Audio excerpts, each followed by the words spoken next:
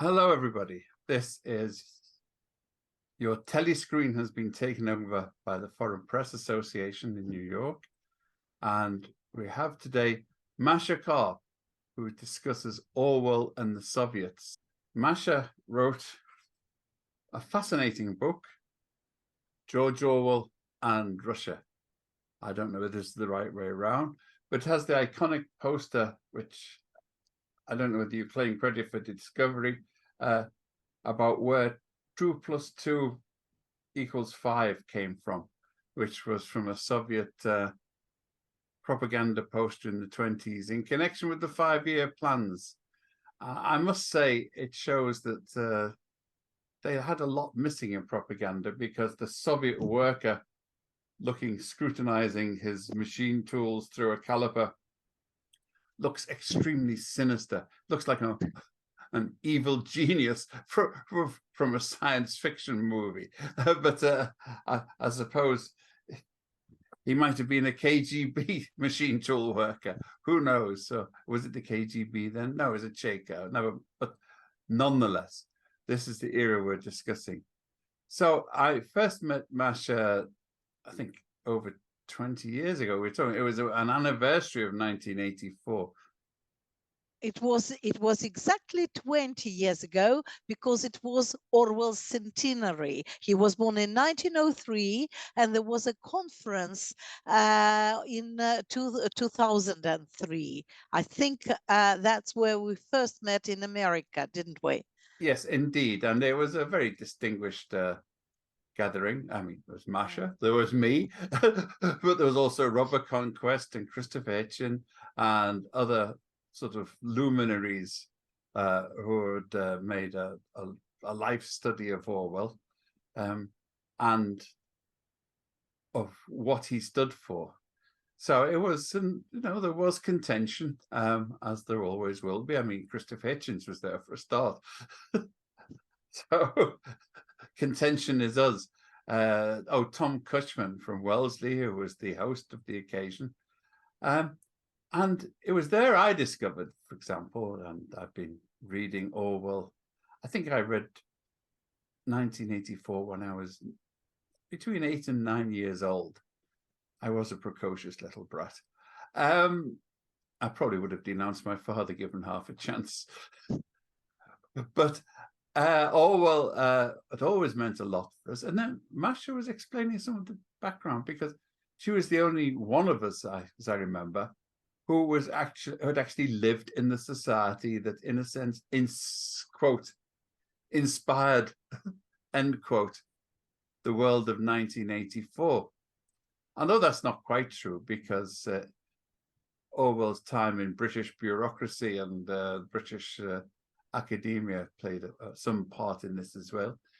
She mentioned at the time, I think it was the difficulties of translating Animal Farm into Russian, because there's no such, the word farm in Russia doesn't mean the same as it does here. So I think it came out as kolkhoz, didn't it? A collective farm, which was, not quite what Orwell was doing. He's talking about a family of small holding in the hills down south, where, the farmer, his wife, and a couple of cows and sheep, etc., etc.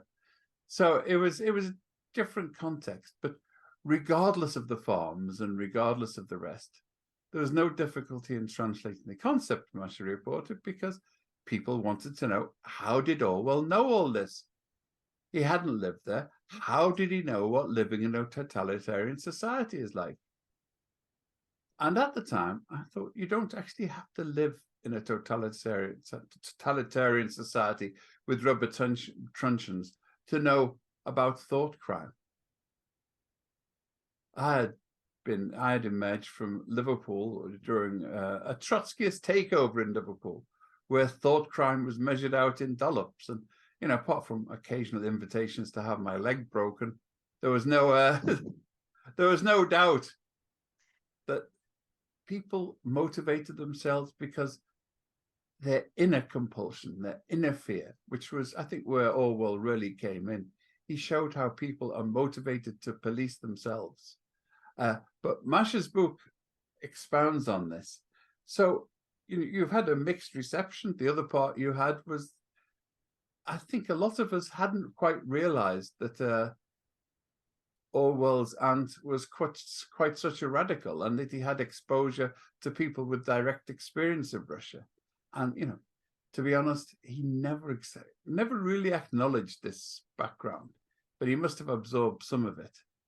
None of us are saying that Orwell was a saint, by the way.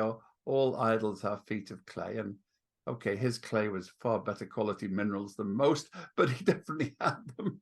So, Masha, how did all this come together for you? Look, I read 1984 when I was much older than you were. I read it in about mid-70s in the Soviet Union, when, of course, it was a forbidden book, a banned book, and I read it in translation. So it must have been the edition published in the West and smuggled into Russia. And when I was reading it, I very palpably felt the fear that Winston Smith feels when he is reading the book in the novel. So it was still that time. I actually think that Orwell did want to show to his compatriots that the intellectual intention to build society like the Soviet one can bring very, very unpleasant consequences. And he was very obsessed by it, as people who met him in these later days.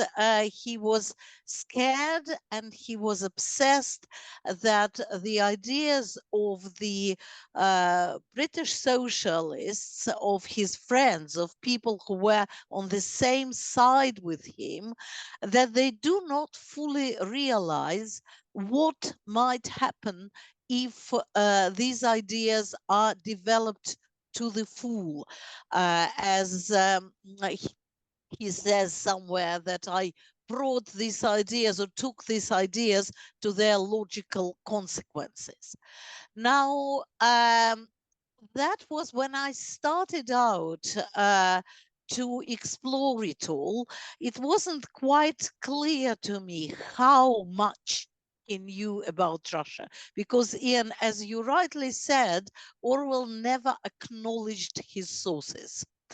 It was important for him, by the way, this is, I'll say this in brackets, when he was writing his documentary books like Homage to Catalonia and even Down and Out in Paris and London, he was basing what he was saying on the facts, but he was a writer, he was an artist, and he transformed very often the things he was writing about to impress readers more. And in Homage to Catalonia, this is very obvious. But I won't go there now, and I'll try to answer the question that you asked me, how it all came about. Now, it is common to acknowledge that this, for the first time, he thought of exposing the danger of the Soviet communism in Spain. That's he himself said it, and other people said it, and all the biographers say it, and it is, of course, true. But it was not quite the first instance when he learned something about Russia. What he understood in Spain was something that he had not understood before, and namely that the Soviet communists controlled opinions of people in other countries, of communists primarily. But he wrote later in his intro to the, in his introduction to the, in his preface to the Ukrainian edition of Animal Farm, that he was shocked by the way the enlightened people in democratic countries basically took on totalitarian propaganda. Before that, he wasn't, I mean, some people say, and you can come across it everywhere, that he believed in communism, and then Spain came as such a horrible disappointment. I don't think so. But what he did think, he did know enough about Russia, about the Soviet Union, and I'll mention briefly why and how he knew that. But he did not think so badly about the British Communist Party. If he had been of very low opinion of them, he wouldn't have ever gone to Harry Pollitt, because Harry that Pollitt was was the General Secretary of the British Communist Party. he was the General Secretary, and because at that point it was considered that to go to fight in Spain, which Orwell desperately wanted to do at the end of 1936, one has to have some credentials from the left-wing party. And Orwell, after his experience in 1936 in Wigan, he was skeptical about communists, but still he treated them amiably. He treated them like any other party on the left. He wasn't very enthusiastic, but he thought that he might just as well go to Harry Pollitt. Harry Pollitt was more intelligent at that point. Harry Pollitt immediately understood that Orwell was not the stuff proper communists are made of. Because when Harry Pollitt said, okay, so are you going to the International Brigade? Orwell said, but let me go there, see for myself, and then I'll decide where I will go. Proper communists do not see for themselves. They just we should explain once again, the international brigades were almost under the direct control of the Communist Party, or the Comintern, as it was. Yes. I just sort of was moving too fast. We've got to watch we're not on inside baseball here, or inside cricket in the case of Orwell, of course. Yes, yeah. So basically, he still argued with. So in the end, he went to Spain with the contingent of the Independent Labour Party. That was the party that only several years previously got detached from the proper Labour Party, and this was the party from which the Labour Party grew, because funnily enough, the Independent Labour Party was born earlier than the Labour Party, then later became. I knew several of the founding members. Yeah, well, so who did you know? There were obscure Scottish Labour Party members and Cooperative Party members who were in there with Keir Hardie. I used to read for them. That's another story. Right. This is very interesting because well, I'm running ahead of myself. I'll come back to it later. So basically, he went there with the ILP contingent. He discussed politics with his English English friends, or not necessarily friends, but people who were together there with him.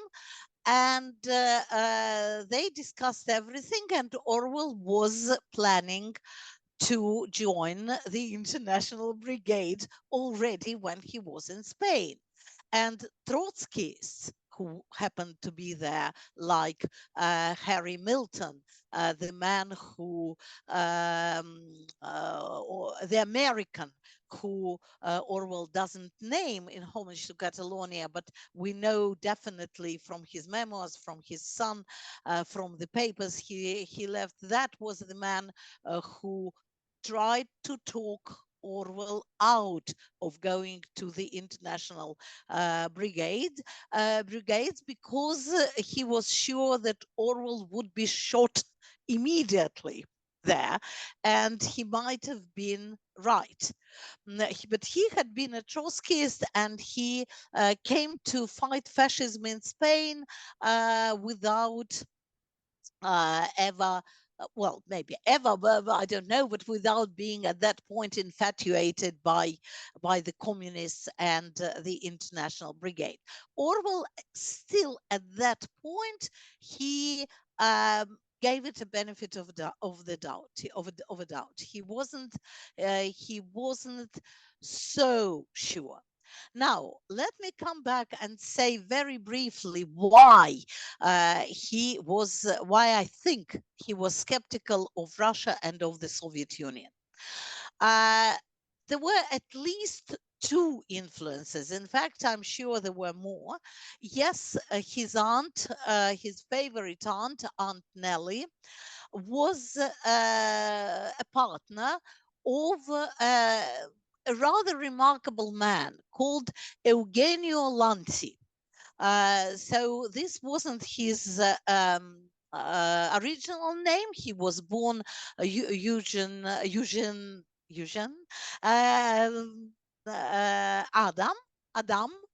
But this was a pseudonym he took, which had this contrarianism within itself. Lanti means, of course, anti-traditional theories. Now, he was a communist. He joined the Communist Party very early, the French Communist Party, because he was an Esperantist, and he thought that only with the help of Esperanto as the universal language, the proletarians of the world can unite. That would be something that would free them from the culture, from the bourgeois culture of their countries, of their respective countries. And of course, he was an idealist. And of course, he idealized the Russian Revolution. But as an idealist, he went to Russia. He was in Moscow in, I think, in 1922, if I'm not wrong, and he saw many things that really, really upset him. Apart from the poverty, he wasn't sure that the new economic policy, which at that point allowed the Soviet government to slightly revitalize the economy, because unfortunately the economy of the war communism that they introduced didn't bring much results, and people were just starving and dying. For Lanti, that already was very strange. But very soon there came much more political, ideological conflicts with the Soviet comrades, because he couldn't understand why it was so necessary to ostracize, to boycott, and eventually to arrest and kill people of the left beliefs who did not agree with the communists. In the first place, of course, these were anarchists, and but there were other parties which the Soviet government was persecuting, sometimes more cruelly than they would the rich landowners and whatnot. So when Orwell came to, when he wasn't still Orwell, he was Eric Blair, who was just over 25 in 1928 and 1929. 29, when he stayed in Paris, he heard a lot from Lanti about his horrible, horrible disappointments. And there is basically only one evidence about these two arguing and shouting at each other. And in this argument that was recorded by Lanti's friend Banier,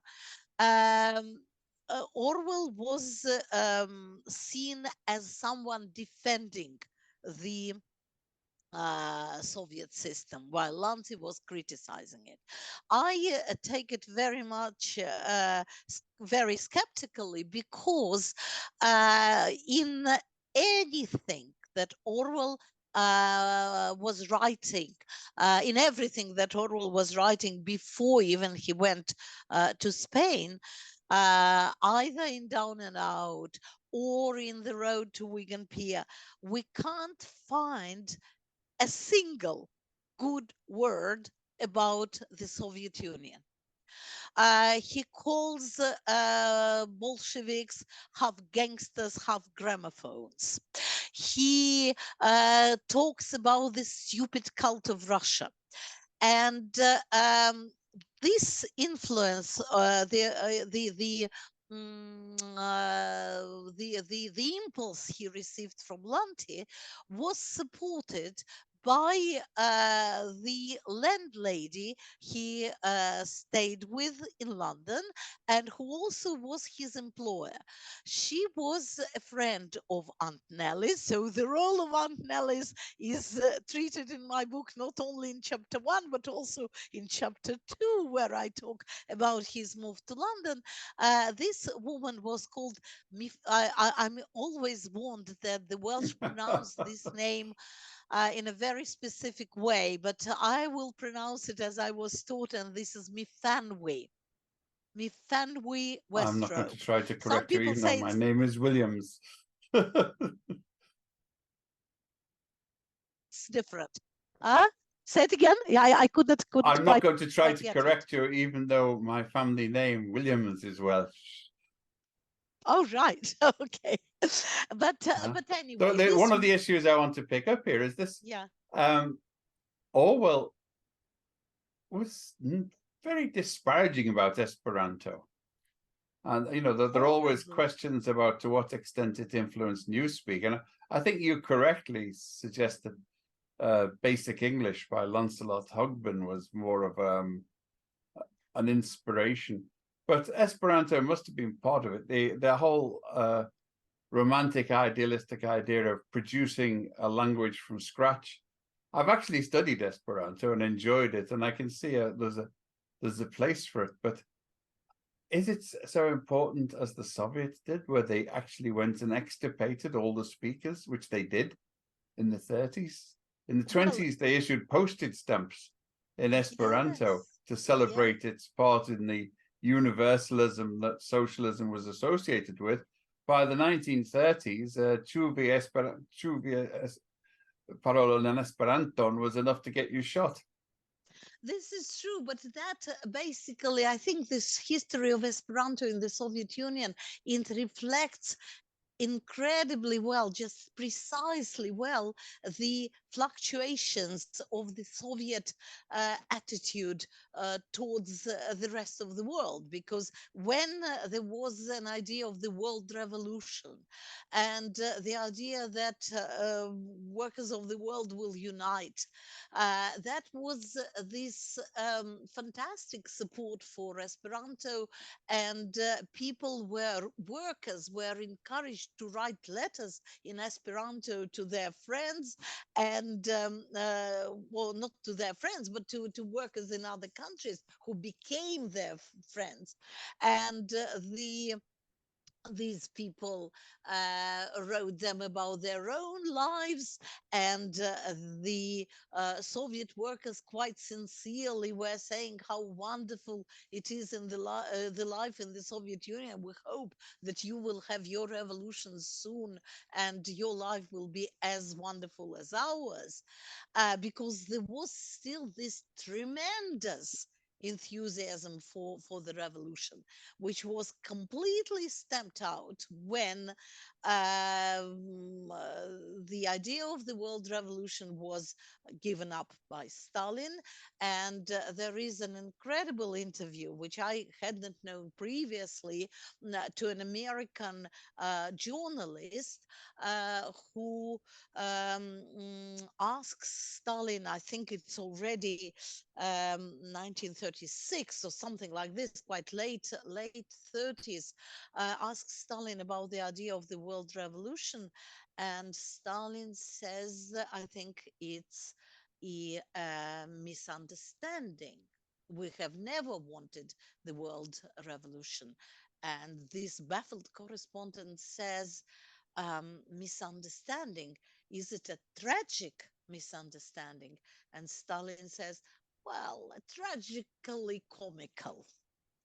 He did not, he just wanted to dismiss the idea. And obviously, not just Esperantists, but also stamp collectors who were interested in something beyond the Soviet Union, they were also arrested and often shot because that was an unhealthy interest in other countries. Sorry, I can't So, resist this. Philately yeah, got you nowhere in the Soviet Union. well, no, of course not. Yeah, no, absolutely. You were still within your borders, but there you are. The ideology has always been treated as something very serious. Now, me fan we Westrow was very anti-Soviet by the time Orwell came to live with her and to work for her and her husband, who were owners of a bookshop at a lovely place in Hampstead. Today there is a little plaque showing that Orwell lived and worked in this bookshop, but there is no more bookshop there. The number of small independent I bookshops was going to say in there's not many London, bookshops anywhere, let alone yeah, then. we can admit that. But she went to the Soviet Union, and unlike very many people, these pilgrims to this cradle of the world revolution, she came back very disappointed because the man who she had hoped to see had disappeared. And everybody who she later told this story, because she lived till 1973, I think, thought that the man was arrested or shot. What I found out, and I think that was probably the greatest discovery that I made, because thanks to the internet, I found a woman who actually knew this man in Siberia, where he lived, and he survived, but it looks very much so that he was advised not to continue his relationship with a member of the Independent Labour Party, and Mifanwi was a very active member, and in the language of or the Soviet language of that time, she was a social fascist, of course, because that was the move at that point. That was the direction that was taken. So as I said, he was skeptical of the Soviet Union. He was shocked by the influence the Soviet communists had.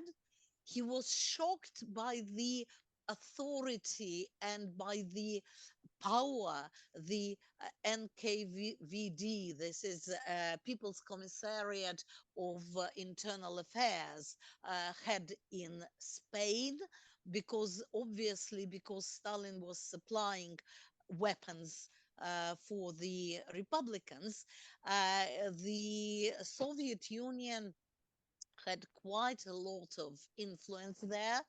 And Stalin's task was not just, as many people thought, to help the Republicans against fascists, but his secret idea was to um, to fight the people who opposed him. And the party, United Marxist Workers Party, POUM, which is a Spanish abbreviation, the under which banner, under whose banner Orwell was fighting, was accused of being Trotskyist. Now, this is a very vague this is a very mute question as to what extent this party was Trotskyist. True, it was headed by the man called Andres Nin, who, when he was in this Spanish communist, who, when he was in the Soviet Union, he was for some time Trotsky's secretary. But later on, he completely split away from Trotsky. And the people who were in the party, there were quite a few intellectuals, people who were trying to analyze what was going on, why some things were not quite to their liking, but they did not necessarily follow the ideas of Lev Trotsky. But this didn't matter. As the man who I argue has become a major influence on Orwell's understanding of the social analysis of the social analysis of the forces that existed at that time in the 30s and 40s was a Vienna sociologist called Franz Borkenau. Borkenau left Spain before, he was in Spain, but he left it before the May events, which, according to Orwell and according to Homage to Catalonia, and basically, although Orwell slightly rehashed the order of events, these May events, when the communists basically fought against their supposed allies on the left, that is home and anarchists, this was a major upheaval of Orwell's views. It was a major shock for him, and not in the last degree. It was because the propaganda, the communist propaganda at the time, was accusing these people who fought side by side with Orwell of being on Franco's side, on being on fascist side. It strikes me, because we haven't got as much time as I would like. There is a parallel, because Orwell was very concerned about journalism and how Russia and Spain were reported, and how the reports were censored by editors, and sometimes by editors who knew what he was saying were true, but considered the truths inconvenient. And I think that's highly relevant to today, where we see the same type of, and the word is thought crime. They thought it was a thought crime to suggest the Soviet Union was less than perfect, even if they knew it wasn't. Also an example of doublethink, because they knew the Soviet Union wasn't perfect, but they pretended that it was. And it's these elements that really are still so prevalent today, when we're looking at Ukraine, and there are people singing songs for Putin and saying things which are absolutely untrue. There are people whose answer to anything to do with Ukraine is Azov Brigade, who suggest I mean, could you get anything more Orwellian than suggesting that the Jewish president, democratically elected Jewish president of Ukraine, is a crypto-Nazi? I mean, you know, this, it would be difficult for one of Orwell's duck speakers to make this up. I mean, you know, it's as though the gramophone had got overtaken the duck. Absolutely. No, the thing is, you see, I mentioned Borkenau because Borkenau said at one point that anybody who has a different opinion from the Orthodox Soviet communist is a Trotskyist. A Trotskyist. A Trotskyist in the Soviet speak is the man who should be killed. So any man who should be killed is a Trotskyist. Now, Borkenau knew what he was talking about because he was arrested himself by the NKVD, NKVD when he was in Spain in February 1936. But Orwell mentioned that when he understood very well that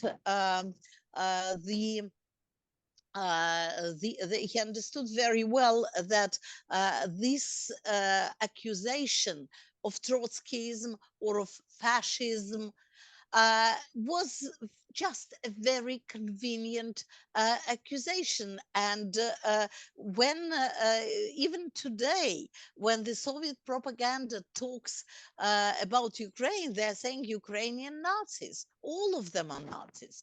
And we have a Russian representative in the United Nations, Vasily Nebenzia, rather awful type of person, who says that, yes, of course, it was unfortunate that several dozens of people were killed in one village during the wake, or because one of their villages had been killed. But then he says, look, they all were nationalists, they all were Nazis, so it was quite a legitimate thing to do.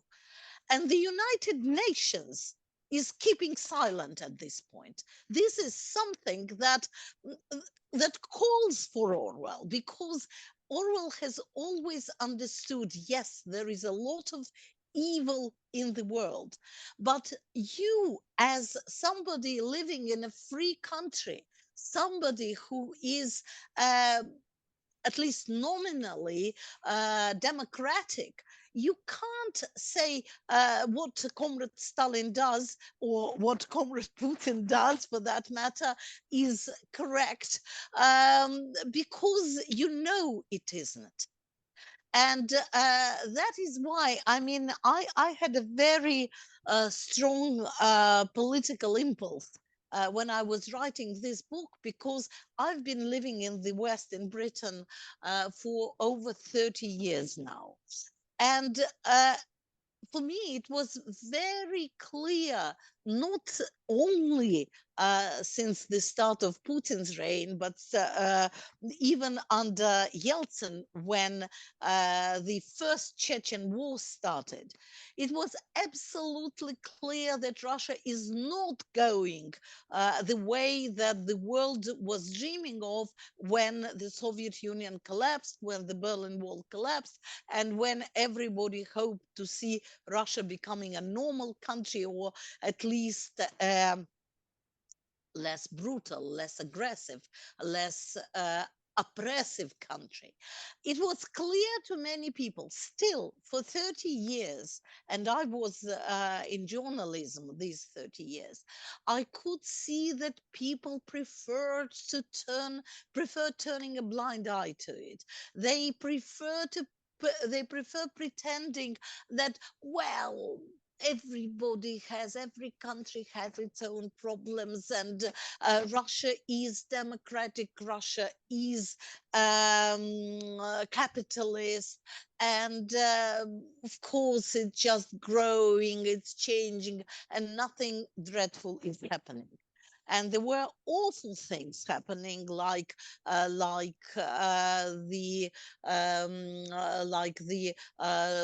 attack in the theater, the hostage taking in the theater, when the people who were supposed to save the hostages basically poisoned them with gas, as the hostage taking in Beslan, when children were held hostage, and then the Russian army just started the explosion, and lots of hostages died.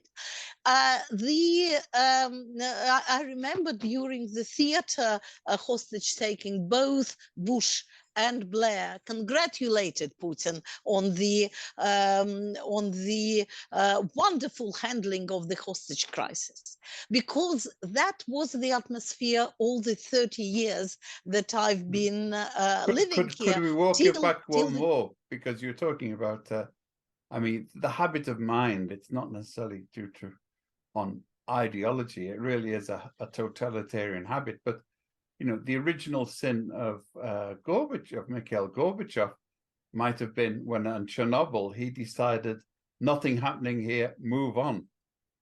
This is true, but Gorbachev, you see, Gorbachev was a much more complex figure than those who succeeded him. You see, he did, at least, you know, in theory, he did want Russia different. He knew, first of all, he knew that it would collapse economically if he did not change things. But he also hoped, although he didn't have enough courage, to really make the reforms, to really change, well, to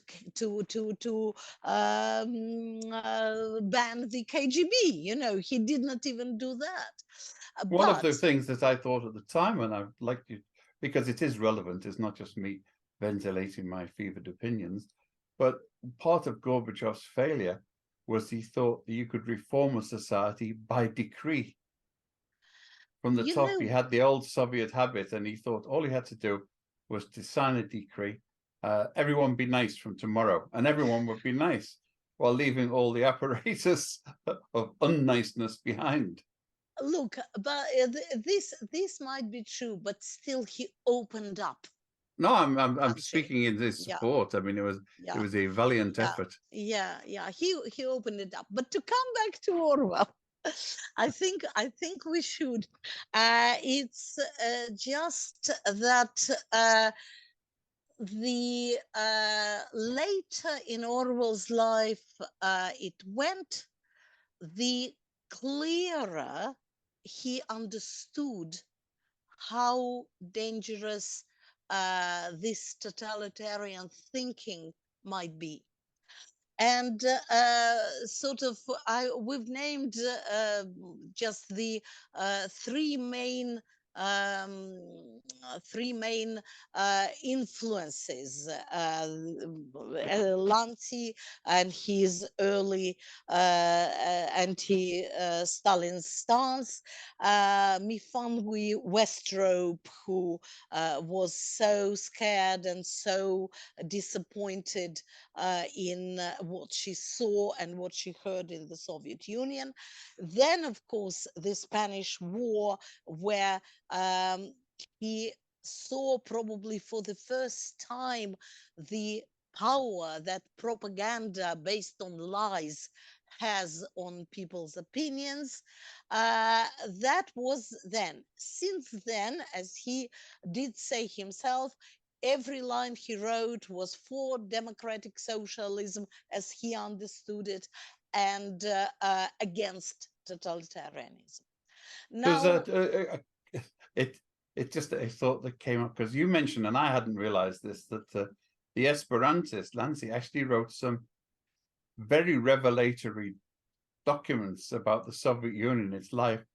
But ironically, he wrote them in the universal language, and no one could understand them, including Orwell. This is Yeah. It's a tragedy in every way.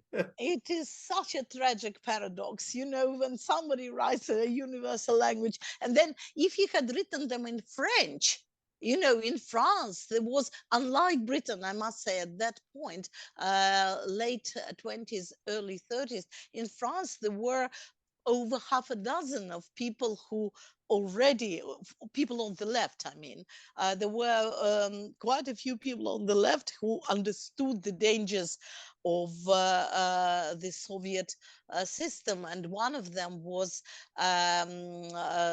Lancy's friend, also Esperantist, called Robert Guineuf, who published under the name of Yvon.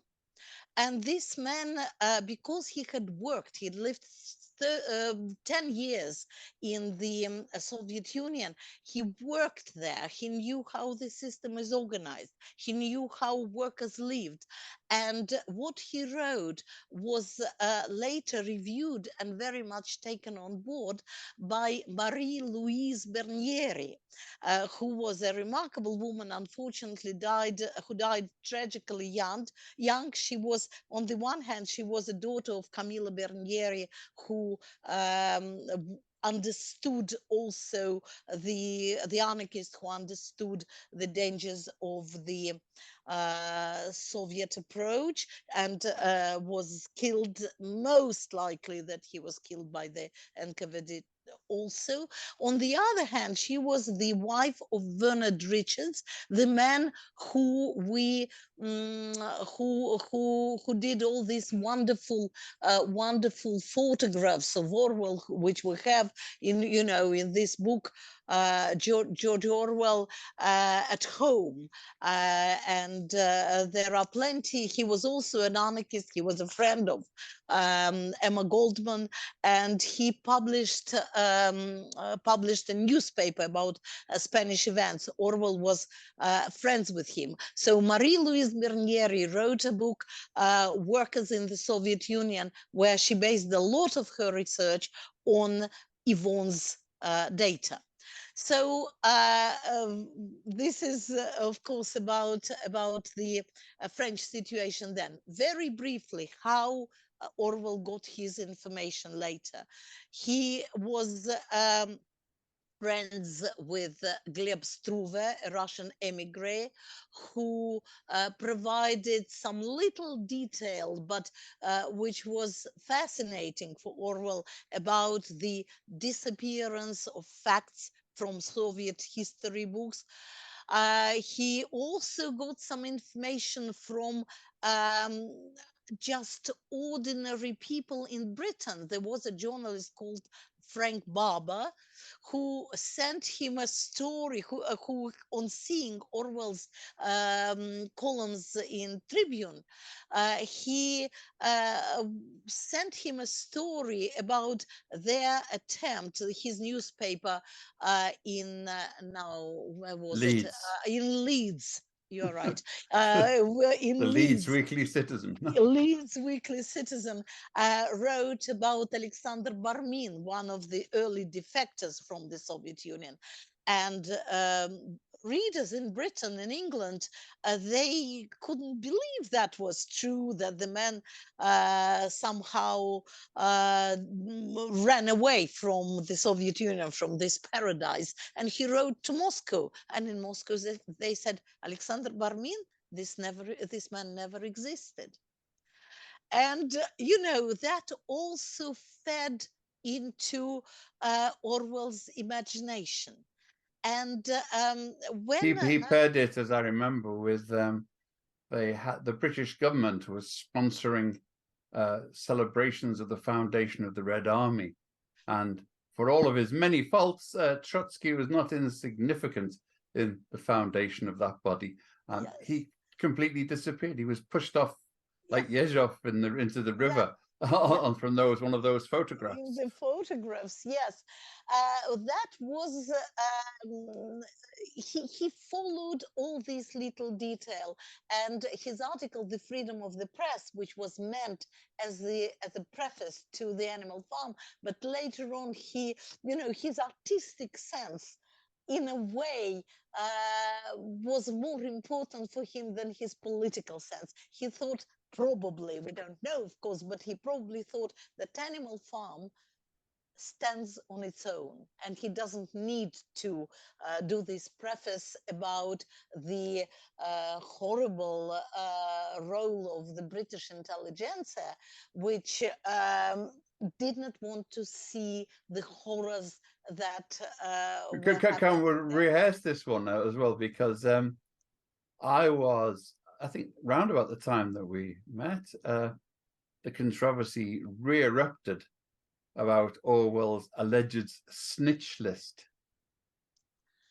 And This I pointed out at the time that this was a recommendation for who would promulgate social democracy. And why would he suggest the KGB agents like Peter Smollett? And the idea that the British establishment nominated a known KGB agent to head the Ministry of Information dealing with Russia it's a mystery. It makes Anthony Blunt and because what's he going to do? Censor the King's pictures, Anthony Blunt? But the idea that you appoint somebody like that to monitor communications between Russia and Britain yes, it's yeah. well, mind-boggling would be the word, except there's no minds involved, really. He was also awarded an OBE. So Yes. somebody must have promoted him, and all the years of the war. Well, this was the man, by the way, that this is apropos of the fact that this is the guy who was putting in the word to stop the publication of Animal Farm on behalf of the British government. And the man who is mentioned in Orwell's list, and the list he gave to actually to his allies, he thought, to the people that was the Labour government, and he was honestly thinking that he was trying to stop these people infiltrating and doing all these awful things. And it was, of course, Peter Smollett who tried to stop mentioning of Trotsky. This is absolutely obvious. And nobody who criticizes or even despises Orwell for this list acknowledges the fact that he was the man who saw through the people like Peter Smollett. There were others actually there as well.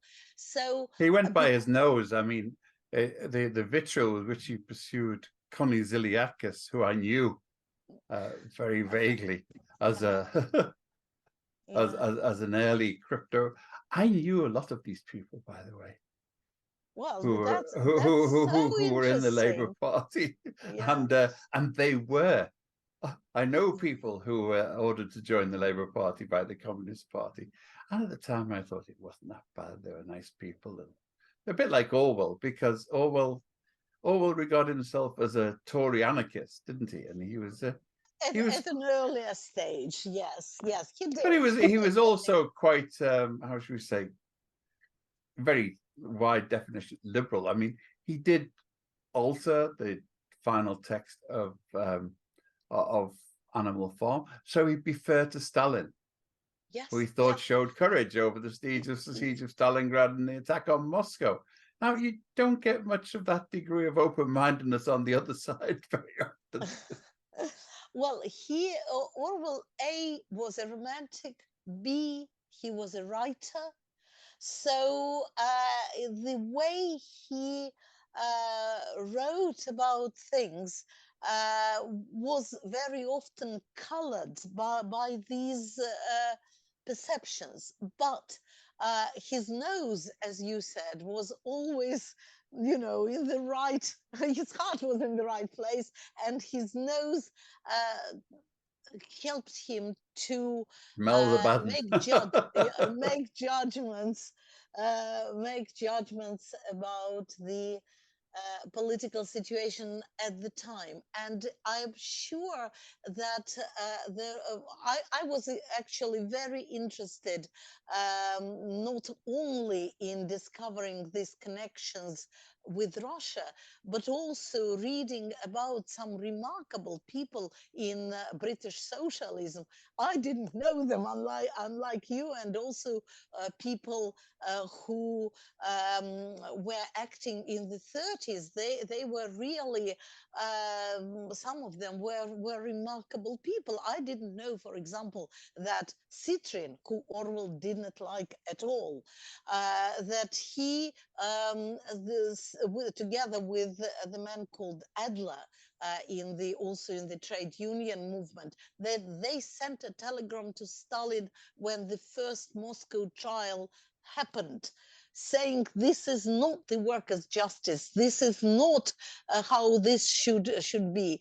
We can't believe that Lenin's comrades overnight became traitors. So I thought, I appreciated it is very complicated road that the British left went through, and their opinions were often different, but there were some people who were, how should I put it, they were worthy of respect, and it was very interesting for me as an outsider to get acquainted with them. We probably don't have much time left. We don't really. I mean, I'm just throwing some more on both sides. There was a British trade union delegation to Russia in the 20s, which went to Georgia, whose revolution was put down by the Soviet Union around the same time. And it was a democratic socialist revolution as well. So that was put down. And I have several other books from British trade unionists who were in Russia for the revolution. And it's amazing after 100 years how prescient they all are. They all looked and they said, yes, but this, and this. And they really, even at that time, had identified the seeds of totalitarianism that were building in there. But we are coming towards the end, as you pointed out. So unfortunately, 2 + 2 = 5. It does not apply to the time warp here. We have to finish. Please try and read the book. And Orwell, I think, is one of the towering geniuses of journalism. He is a very prickly character, bit of a snob. I don't think he ever went into a pub full of dockers and had a chat with them. But he's, in his way, he understood far more about it than, by the way, dockers means longshoremen. It doesn't mean medical practitioners, I should say. So this is Ian Williams from the Foreign Press Association with Masha Karp. We've had, I think, a vigorous run round the houses. I'm disappointed that none of you came in to ask questions, but then who needs you when we can ask our own questions? Thank you very much. And we know the answers as well. So, thank you very much, Ian. Thanks for inviting me. Thank you. Thank you all. And we'll see you again soon, because we have more stuff coming up, all good stuff. And if you have any suggestions for webinars and panels and events that the Foreign Press Association can host and deal with, then let us know, please. We've had a bit of a dearth due to illness and staff problems and the end of the world intervening, but we're back on track now. Please come along. Thank you very much again from the Foreign Press Association. Thank you very much again, Masha. Thank you. Thank you.